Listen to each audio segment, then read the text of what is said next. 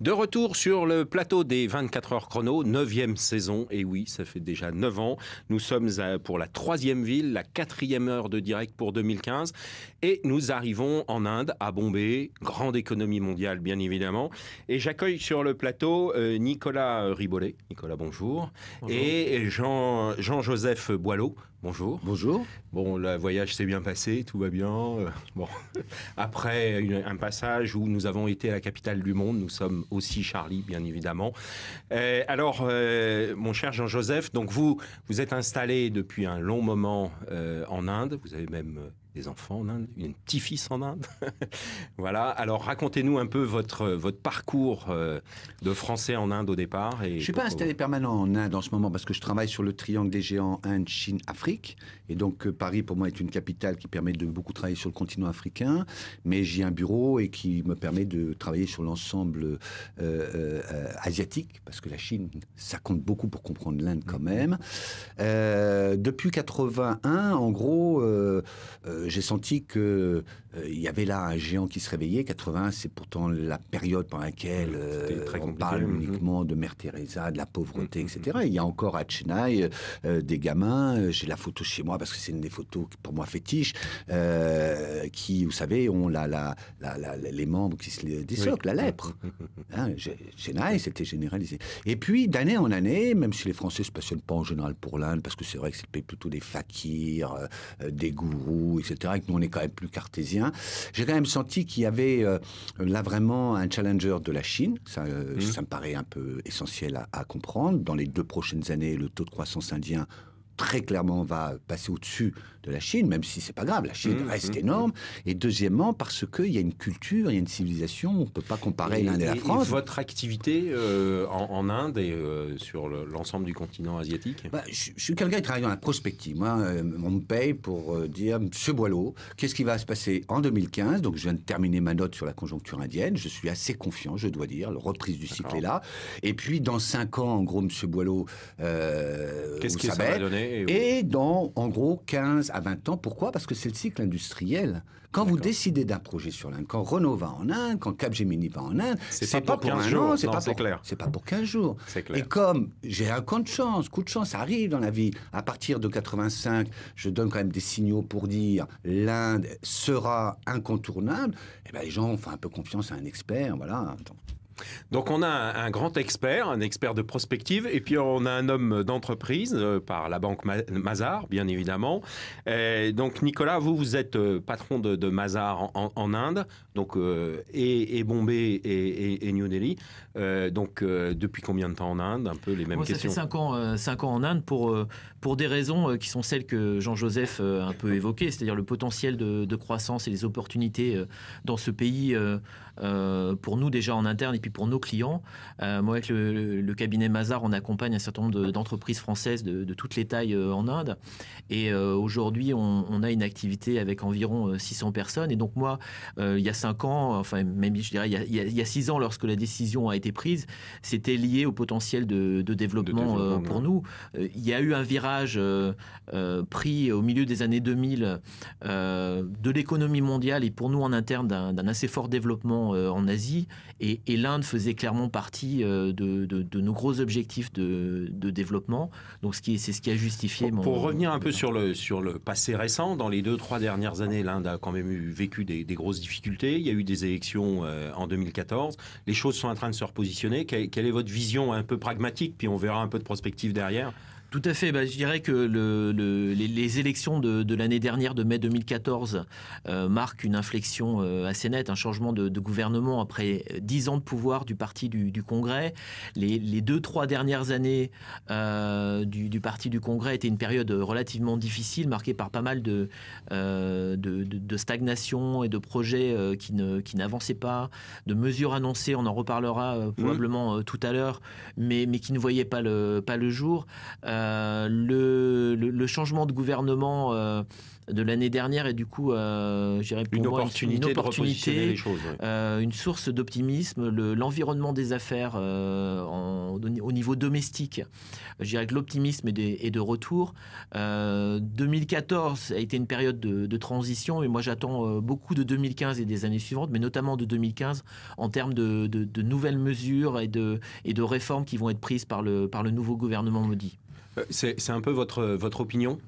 Oui, puis vous savez, les proverbes indiens sont quand même toujours porteurs d'une grande sagesse. Donc il y en a deux qui, je trouve, caractérisent bien la période. Les deux juste avant la pub. Oui, le premier, c'est la liane résiste au poids de la calebasse. Donc il faut prendre l'Inde comme un pays qui a à la fois cette calebasse, mais qui a cette souplesse. Donc il faut resituer, c'est ce qu'on appelle le cycle. On est dans une vision de cycle, voilà. Oui. Et donc on est plutôt dans un redémarrage maintenant du cycle. Puis il y en a une deuxième que j'adore quand même pour tous les gens qui sont obsédés par le marché chinois, qui est mieux vaut un diamant avec quelques défauts qu'une pierre qui n'en a pas.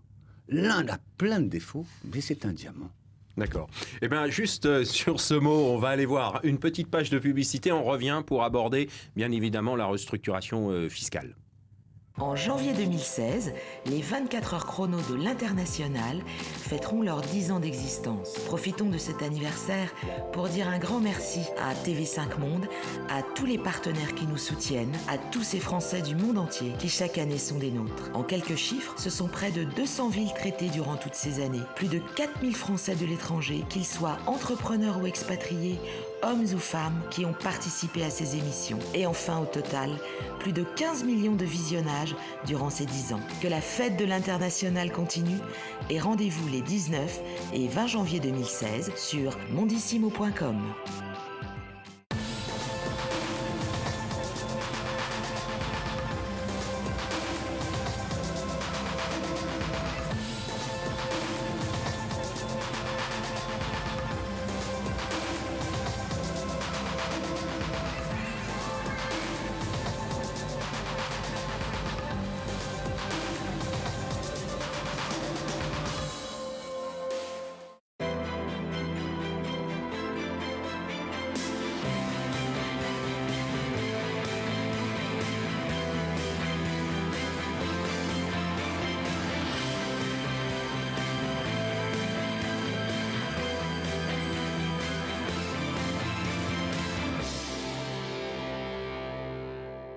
De retour sur le plateau pour Bombay, avec Jean-Joseph et Nicolas. Donc juste avant la pub, on abordait la notion de restructuration justement.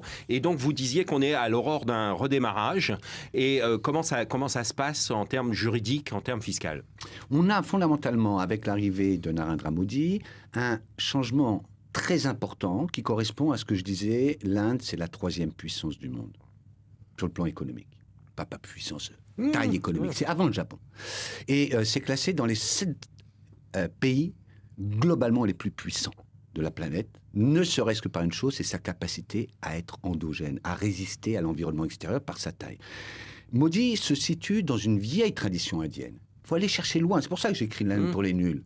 On va revenir dessus, vous inquiétez pas. 3e siècle avant Jésus-Christ, il y a un grand empereur que personne ne connaît en France, mais qu'il faut bien arriver petit à petit à connaître, Ashoka.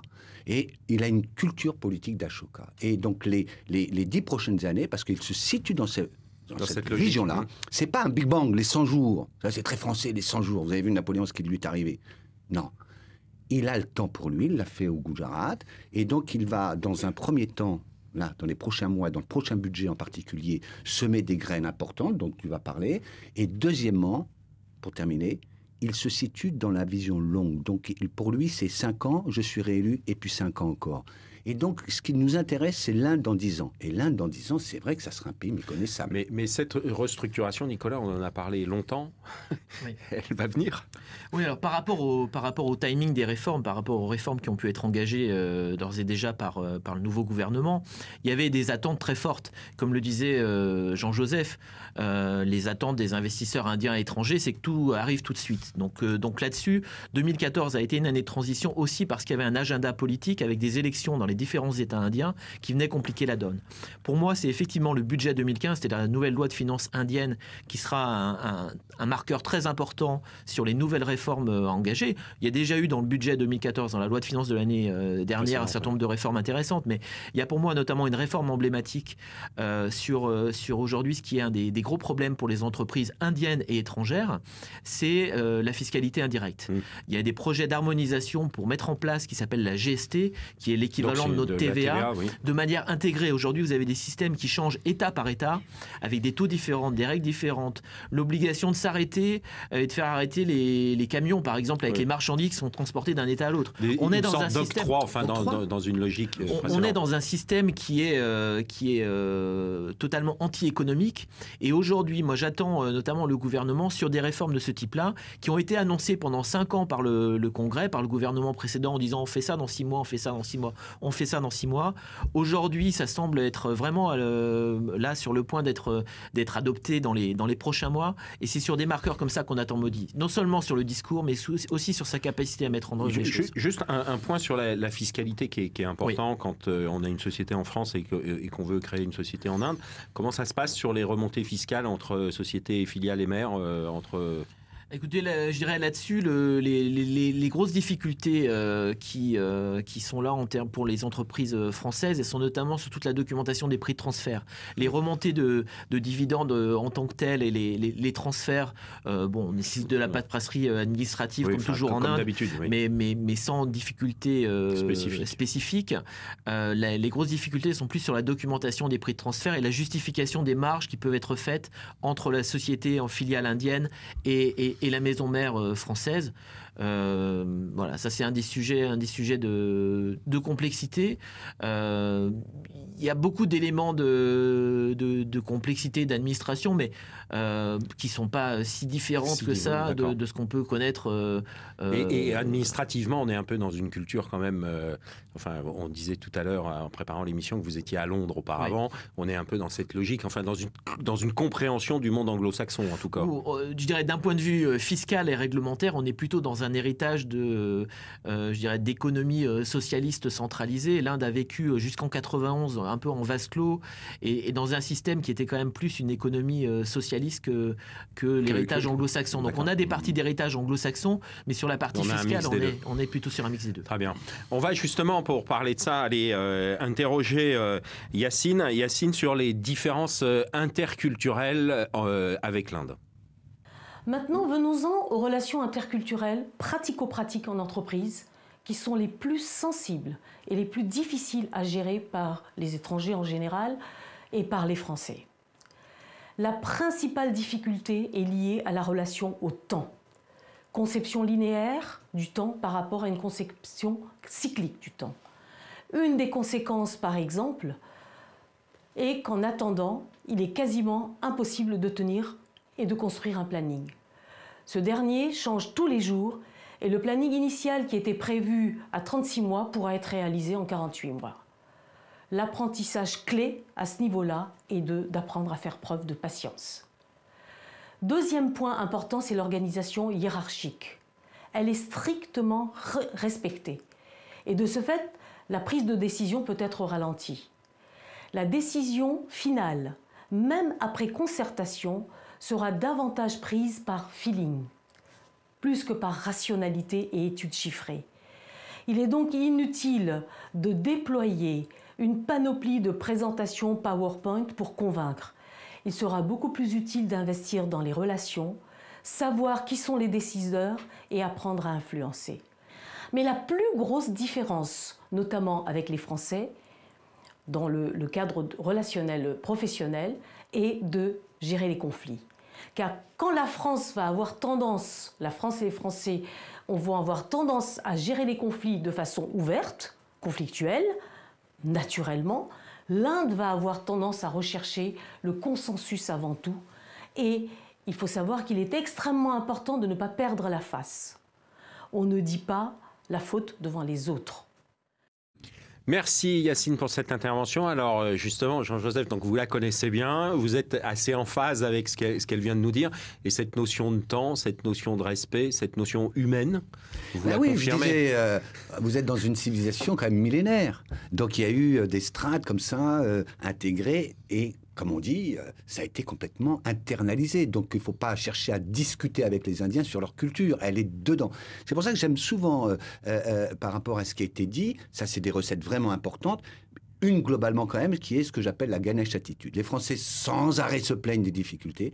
Et Ganesh, c'est ce dieu à tête d'éléphant, dont on avait tranché la tête, son père, Shiva, de colère, et qui, en permanence, est capable de franchir les obstacles. Franchir les obstacles. Et si l'Inde survit, se porte bien, c'est qu'elle cherche toujours à trouver des réponses à tout. Ce qui explique son rapport au temps. Ça sert à quoi de planifier 1 an à l'avance une réunion, si en réalité, 90% de chances qu'elle ne soit pas, qu'elle puisse pas se tenir. Donc il y a une très grande flexibilité à avoir. Ganesh, c'est vraiment fondamentalement 4 traits de caractère que les Français doivent épouser. Ils en seront plus heureux. 1, téméraire. Ça, c'est commun, peut-être quand même. Être téméraire. Goutte à goutte, le bassin se remplit. Ça, c'est la culture indienne. 2, la rondeur. On a un président rond, n'est-ce pas? La rondeur. La rondeur, c'est essentiel. Nous, on fonce. Souvent, il faut le dire, on est un peu trop carré. Le 3e trait de caractère que j'aime bien, c'est l'humour. Contrairement à ce qu'on pense, l'humour. Je parle des caricatures, là. Et le dernier trait de caractère qui est très important, être rusé. Être rusé. Pour trouver des solutions aux problèmes, il faut réfléchir, il faut toujours trouver la petite astuce, n'est-ce pas? Oui, la notion d'astuce. C'est impressionnant. Nicolas, en termes de management, c'est ce que vous constatez et chez Mazars et chez vos clients? Je dirais que le premier message, et ça reprend ce que dit Jean-Joseph, c'est qu'il faut s'adapter. C'est-à-dire qu'il y a une nécessité d'oublier pas mal de ces réflexes occidentaux ou anglo-saxons ou français ou européens ou américains. L'Inde est vraiment un univers à part, donc il nécessite de s'adapter. La question du temps est pour moi le problème numéro 1 que je rencontre et qui est rencontré par mes clients.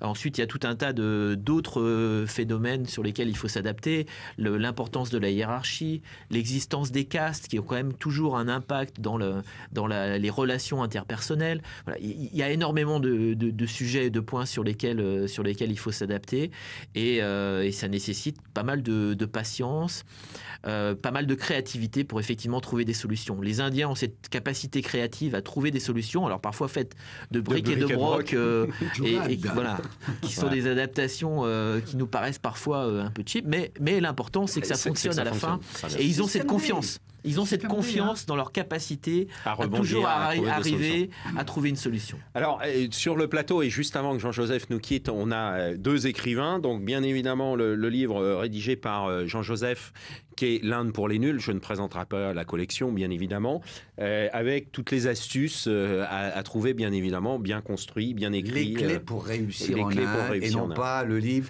pour se plaindre de l'Inde. Voilà, donc là, c'est pour réussir. Et puis, on a bien évidemment Nicolas qui, lui, en tant que banquier, a sorti investir en Inde dans la collection en partenariat avec le MEDEF. Donc, bien évidemment, une vision plus économique des choses. Un guide pratique. Et un guide pratique de l'investissement en Inde. Un guide pratique qui reprend pas mal d'éléments fiscaux et d'environnement des affaires. Il est téléchargeable sur notre site, internet gratuitement sur le site internet de Mazars. Très bien. Jean-Joseph, merci beaucoup. Et puis, merci de nous avoir présenté l'Inde sous cet aspect un peu historique que j'aime beaucoup, parce que je pense que si on veut comprendre un pays, il faut d'abord comprendre son histoire. Merci Vivre avec eux. Et une petite page de pub.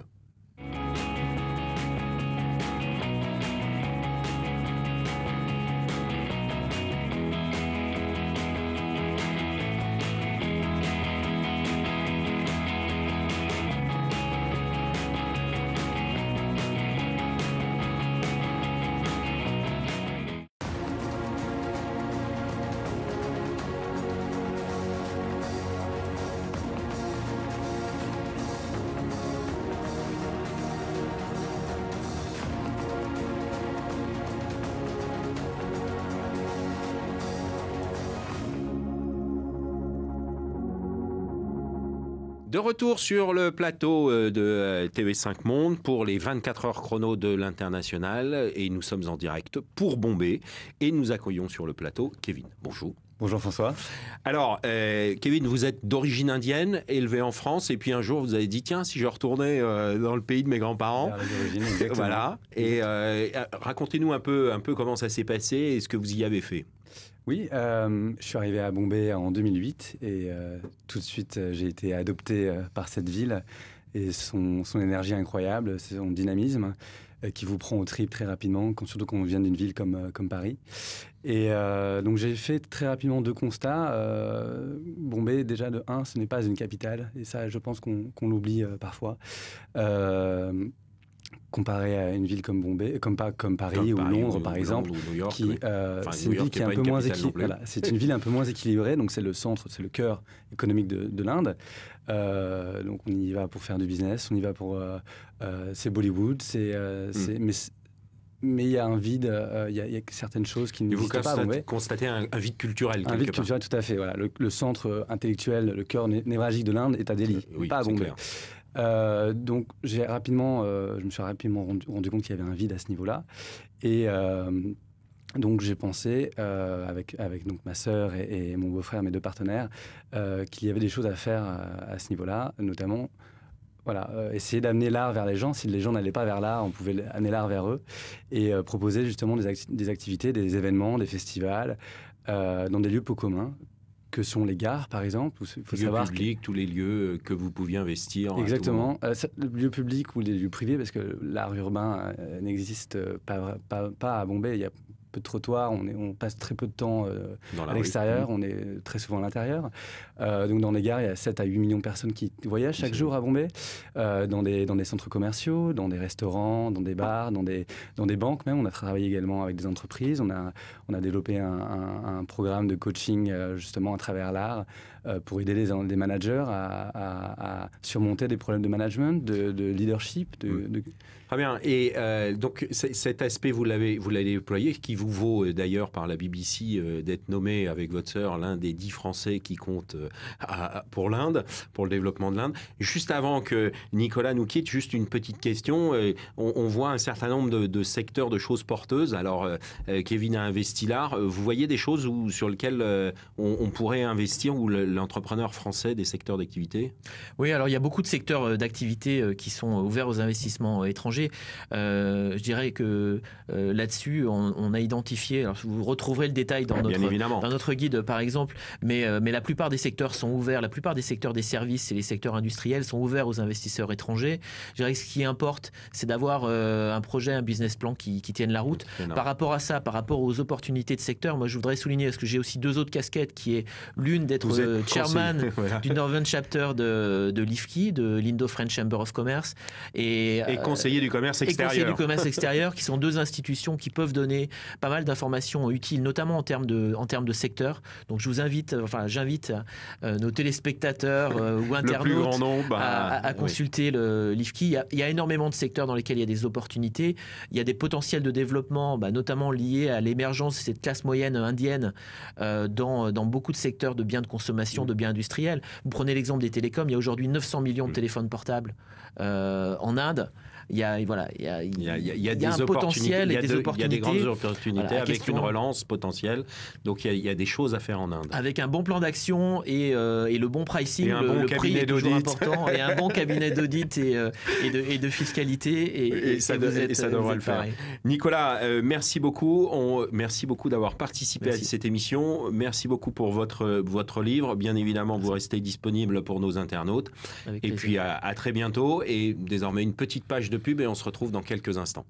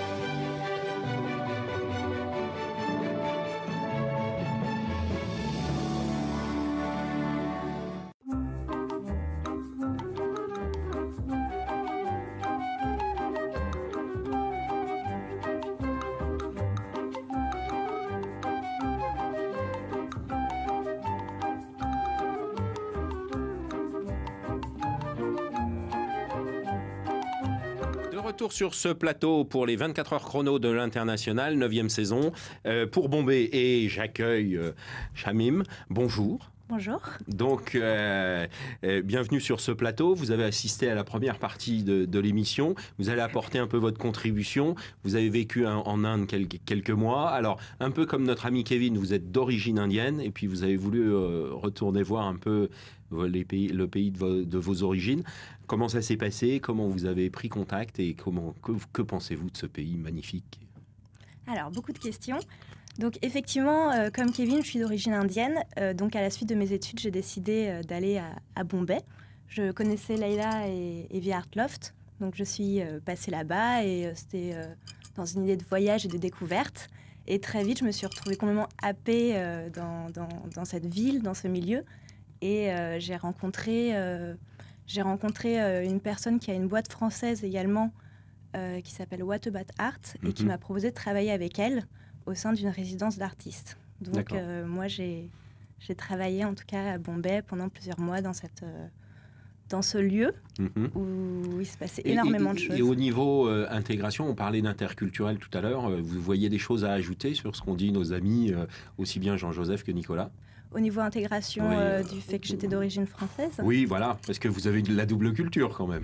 Alors oui, effectivement, il y a plusieurs choses. C'est que les Indiens sont très curieux de tout ce qu'on a à leur apporter, du fait en tout cas que moi j'avais fait des études différentes, et également très enjoués nous faire découvrir les autres fonctionnements, en tout cas la manière dont ça se passe là-bas. Moi j'ai vraiment senti en tout cas un véritable accueil au niveau du travail. Que les choses étaient facilitées à ce niveau-là, mais je pense que ça doit dépendre des secteurs. En tout cas, à ce niveau-là, pour moi, c'était quelque chose d'intéressant. Oui. Puisqu'on revient, et je vous remercie de la transition, sur les secteurs. Tout à l'heure, avec Nicolas, on a abordé les notions de secteur d'activité et vous vouliez ajouter 2-3 petites choses, apparemment. Je suis tout à fait d'accord avec Nicolas. Je pense que, finalement, Internet, c'est vraiment les services en Inde en général, mais Internet, notamment avec la progression, justement, de l'accès à Internet va favoriser justement une explosion des services, tout ce qui est e-commerce. Il y a un Snapdeal, par exemple, qui fait un carton en ce moment en Inde. Beaucoup d'entrepreneurs. L'Inde est un pays d'entrepreneurs. Et il y a beaucoup d'entreprises qui sont en train d'émerger et qui vont faire un carton, je pense, notamment en Inde, mais également à travers le monde. Voilà. Votre entreprise tourne toujours en Inde et est gérée par votre sœur. Vous êtes rentré en France pour quelques temps et vous avez l'intention de repartir? C'est une option, effectivement, que je n'écarte pas. Il y a énormément de choses. Et repartir pour Artsoft ou repartir sur un autre business? J'ai plusieurs idées, notamment justement dans le secteur technologique. Et donc on verra justement les opportunités qui se présentent. Très bien. Alors, ma chère Shaimin, pourquoi vous êtes resté combien de temps sur place, vous nous avez dit? 6 mois. 6 mois. Et vous n'avez pas l'intention de repartir? Si. Dès que je peux. Si. D'accord.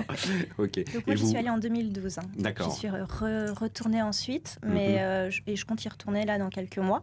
Mais effectivement... Toujours dans l'art toujours dans l'art, oui. D'accord. Ok, très bien. On va aller interroger Delphine Martin. Delphine Martin, que l'on connaît bien aux 24 heures chrono de l'International, puisqu'elle est de Karl Waïd avocat. Et Delphine va nous parler un peu du visa, du fameux visa de travail. Delphine. Le visa de travail pour travailler en Inde est l'Employment Visa. Le visa de travail indien est prévu pour les travailleurs qualifiés, les cadres de haut niveau, les cadres dirigeants ou experts techniques. Il n'y a pas de visa de travail pour les postes sur lesquels on considère qu'il existe une main-d'œuvre qualifiée disponible en Inde. La demande de visa de travail indien doit être sponsorisée par une entreprise enregistrée en Inde. Le demandeur sera placé sous contrat local, même dans le cas d'un transfert intragroupe.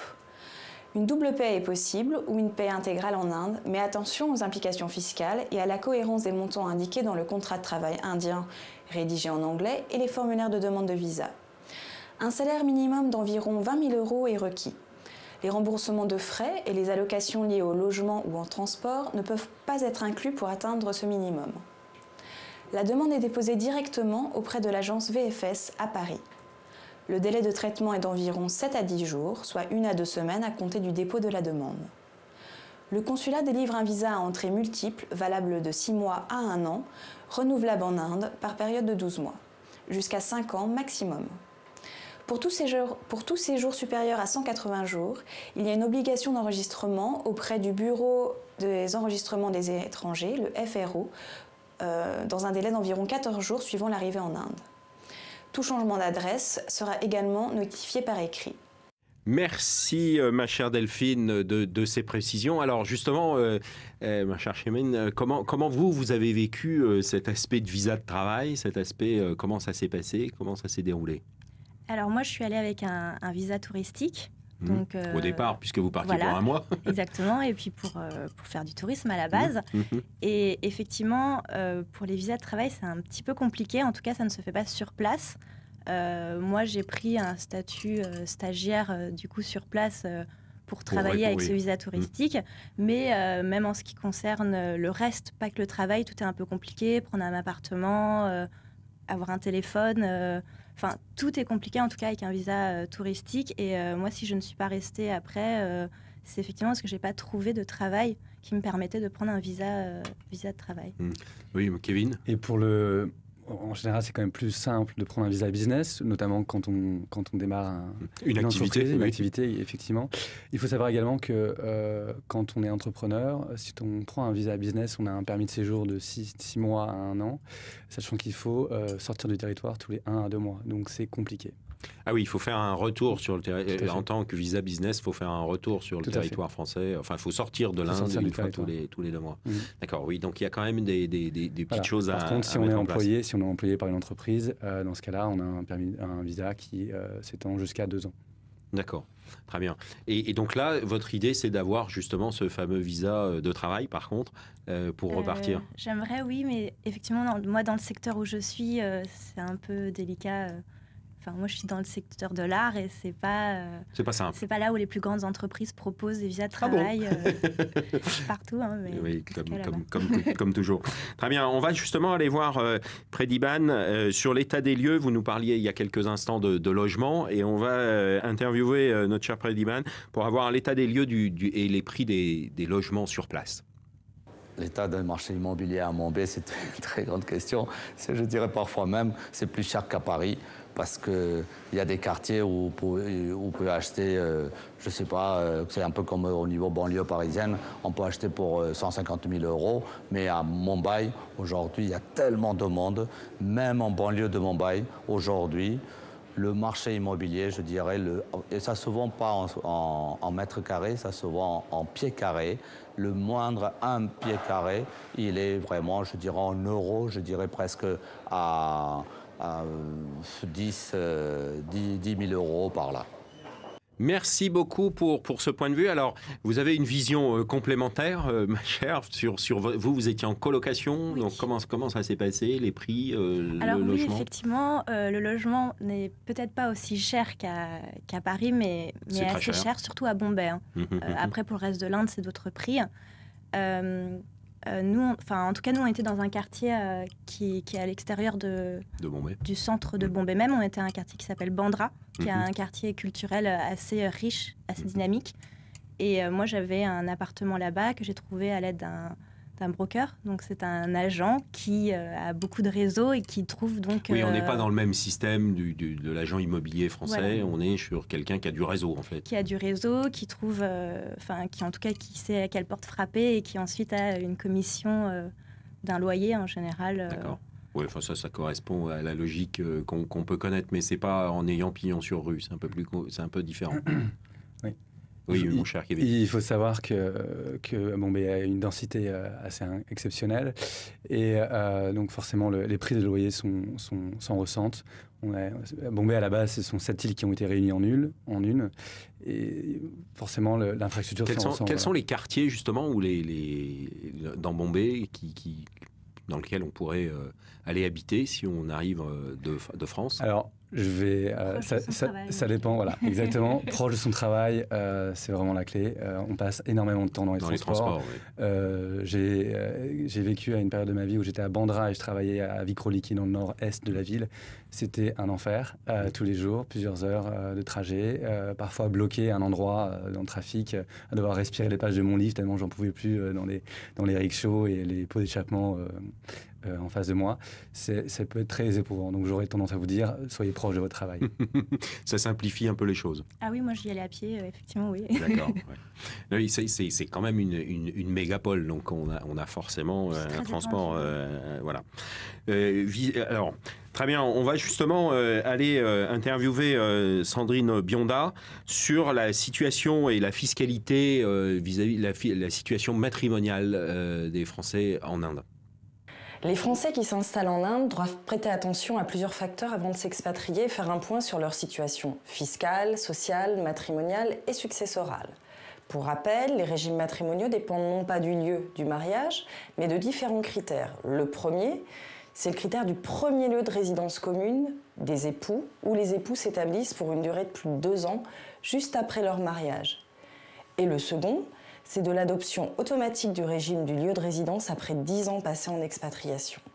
Avec bien entendu de nombreux régimes existants, comme la participation aux acquets, la communauté universelle, la séparation de biens avec société d'acquets, la communauté universelle, la séparation de biens avec société d'acquets, la communauté de biens meublés et des acquets. Je vous rappelle que le régime patrimonial applicable en France est celui de la communauté réduite aux acquets. Ce régime permet de participer réciproquement à l'accroissement du patrimoine, et ce, dans un esprit communautaire. Par contre, le régime applicable en Inde est celui de la séparation de biens, régime par lequel chaque époux dispose d'un patrimoine distinct. Si les époux se sont mariés sans contrat de mariage et sont restés moins de 2 ans en France après leur mariage avant d'aller en Inde, il faut faire attention à la mutabilité automatique de leur régime matrimonial. Dans ce cas, que faire pour trouver une solution une fois expatrié ? Il est nécessaire de s'adresser à un notaire en France qui est de préférence coutumier du fait et du contexte expatrié et d'indiquer ainsi les termes précisément définis du contrat de mariage à appliquer. Quant au régime successoral, il est conseillé de rédiger un testament car la loi internationale applicable n'est pas la même qu'en France. Petite information supplémentaire, l'année fiscale est décalée en Inde, elle débute le 1er avril jusqu'au 31 mars. De plus, pour un résident fiscal en Inde, tous ses revenus sont pris en compte dans l'assiette d'imposition, même ses revenus provenant d'un pays étranger, comme par exemple des revenus mobiliers. Un point très technique sur la fiscalité, bien évidemment, mais une réaction en tant que chef d'entreprise ayant vécu en Inde ? Globalement, la taxation est aussi lourde qu'en France, je dirais.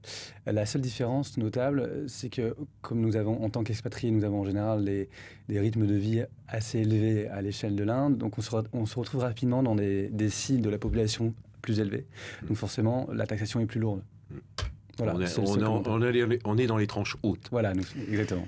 Alors, on va revenir à des sujets un peu plus légers et on va justement aller interviewer Yann Offray qui réside en Inde et à Bombay plus particulièrement. Et Yann, Bombay, ville de l'extrême ? Ah oui, c'est vrai que Bombay est vraiment la ville des extrêmes et même la ville des superlatifs. À Bombay, vous avez déjà une densité de population qui est absolument extraordinaire. Imaginez 20 millions d'habitants sur une surface assez réduite. Ça fait près de 20 000 habitants au kilomètre carré. Donc c'est très très dense. Le trafic aussi est extrêmement dense. On peut mettre quelquefois 2 heures pour ne faire que 10 km. Donc ça rend le trajet toujours un petit peu compliqué. C'est une aventure d'ailleurs à Bombay. On ne compte pas en kilomètres, mais on compte en temps de trajet.